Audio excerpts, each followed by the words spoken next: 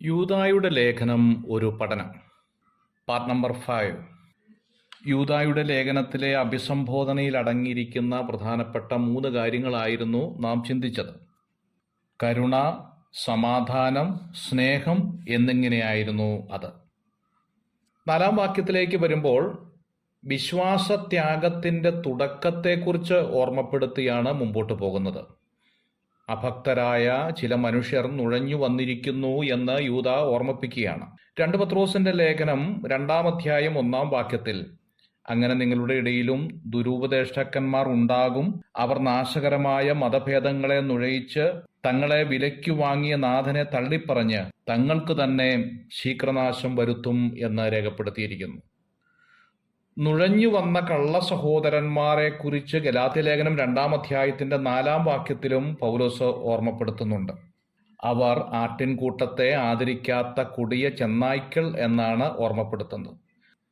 അപ്പോസ്തല പ്രവൃത്തി 20-ാം അധ്യായത്തിന്റെ 28-ാം വാക്യത്തിലും അപ്പോസ്തലനായിരിക്കുന്ന പൗലോസ് ഇതേ കാര്യം ഓർമ്മപ്പെടുത്തുന്നുണ്ട്.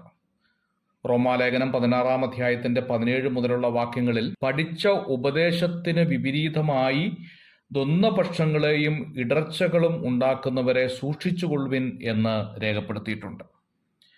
നെഹമ്യാവിന്റെ പുസ്തകം 13-ാം അധ്യായത്തിന്റെ 4 മുതലുള്ളതായിരിക്കുന്ന വേദഭാഗങ്ങളിൽ തോബിയാബ് നുഴഞ്ഞു കയറി അറയിൽ സ്ഥാനം പിടിച്ചതായി രേഖപ്പെടുത്തിയിട്ടുണ്ട്. 1 കൊരിന്ത്യർ 3-ാം അധ്യായത്തിന്റെ 16-ാം വാക്യം വായിക്കുമ്പോൾ നമ്മുടെ ഹൃദയമാണ് ദേവാലയമെന്ന് വ്യക്തമായി രേഖപ്പെടുത്തുന്നുണ്ട്.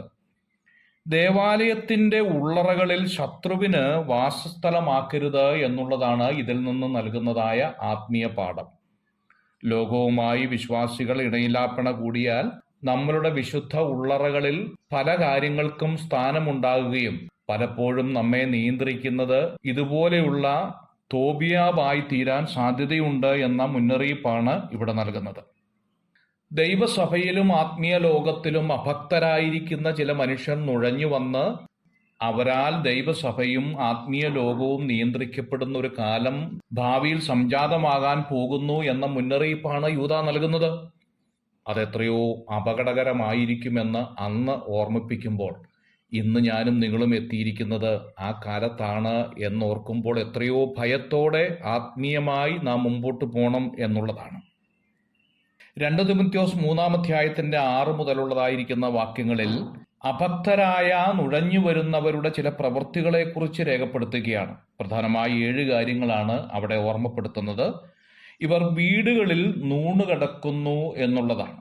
2ാമത്, പാപങ്ങളെ ചുമന്നുകൊണ്ട് നടക്കുന്നു എന്ന് പറയുന്നു. 3, നാനാമോഹങ്ങൾക്ക് ഇവർ അധീനരാകുന്നു. 4ാമത്, എപ്പോഴും പഠിച്ചുകൊണ്ടിരിക്കുന്നു എന്നുള്ളതാണ്. 5ാമത്, പഠിച്ചിട്ടും സത്യത്തിന്റെ പരിജ്ഞാനമില്ലാത്തവരാണ് എന്നുള്ളതാണ്. 6ാമത്, പെണ്ണുങ്ങളെ സ്വാധീനിച്ചായിരിക്കും ഇവരുടെ ശുശ്രൂഷകൾ മുമ്പോട്ട് കൊണ്ടുപോകുക. 7ാമത്, സത്യത്തോട് ഇവർ എപ്പോഴും മറുത്തു നിൽക്കും എന്നുള്ളതാണ്. ഈ 7 കാര്യങ്ങൾ ഒരു പഠന വിഷയമാക്കിയാൽ ആത്മീയ ലോകത്തെ പല നേതാക്കന്മാരുടെയും മാന്യതയുടെ വസ്ത്രം അഴിഞ്ഞു പോകുന്നു എന്നുള്ളത് അപകടകരമായ ഒരു കാര്യം തന്നെയാണ്. 2 പത്രോസ് 2-ാം അധ്യായത്തിന്റെ 1-ാം വാക്യത്തിൽ നാശകരമായ മതഭേദങ്ങളെ നുഴയിച്ച് തങ്ങളെ വിലയ്ക്ക് വാങ്ങിയ നാഥനെ തള്ളിപ്പറയും എന്ന് രേഖപ്പെടുത്തിയിരിക്കുന്നു. മതഭേദങ്ങൾ എന്നതുകൊണ്ട് അർത്ഥമാക്കുന്നത് ദൈവത്തിൽ നിന്നല്ലാത്ത മനുഷ്യൻ സ്വയമായി നിർമ്മിക്കുന്ന തത്വസംഹിതകളും കെട്ടുകഥകളും ഉപദേശങ്ങളും എന്നത്രേ. ആരായിരുന്നു വേദവിപരീതികൾ എന്ന് ഈ ഭാഗത്ത് കാണുന്നുണ്ട്. അവർ അഭക്തന്മാരാണ്, ദൈവകൃപയുടെ ശത്രുക്കളാണ്, സത്യനിഷേധികളാണ് എന്നും യൂദാ വ്യക്തമാക്കുന്നതായി കാണുകയാണ്. ഇങ്ങനെയുള്ള അഭക്തരായി നുഴഞ്ഞു വന്ന് ദൈവജനത്തിന്റെ മധ്യത്തിൽ സ്വാധീനം ചെലുത്തി ദൈവസഭയെയും ദൈവജനത്തെയും നിയന്ത്രിക്കുവാൻ ശ്രമിക്കുന്നവരെ വളരെ വിവേകത്തോടും പ്രാർത്ഥനയോടും കൂടി പോരാടി ജയിക്കണം എന്നുള്ളതാണ് യൂദായുടെ ലേഖനത്തിലെ പ്രമേയം. ആരായിരുന്നു വേദവിപരീതികളെന്ന് പിന്നീട് 4-ാം വാക്യത്തിലേക്ക് വരുമ്പോൾ യൂദാ ഓർമ്മപ്പെടുത്തുകയാണ്. 1ാമത്, അവർ അഭക്തന്മാരാണ് എന്ന് പറയുകയാണ്. യൂദായുടെ ലേഖനത്തിൽ അഭക്തന്റെ ആത്മീയ നിലവാരം 16-ാം വാക്യത്തിൽ രേഖപ്പെടുത്തിയിരിക്കുകയാണ്. ഇവരുടെ പ്രവൃത്തി 18ഉം 19ഉം വാക്യത്തിലും വിവരിക്കുകയാണ്.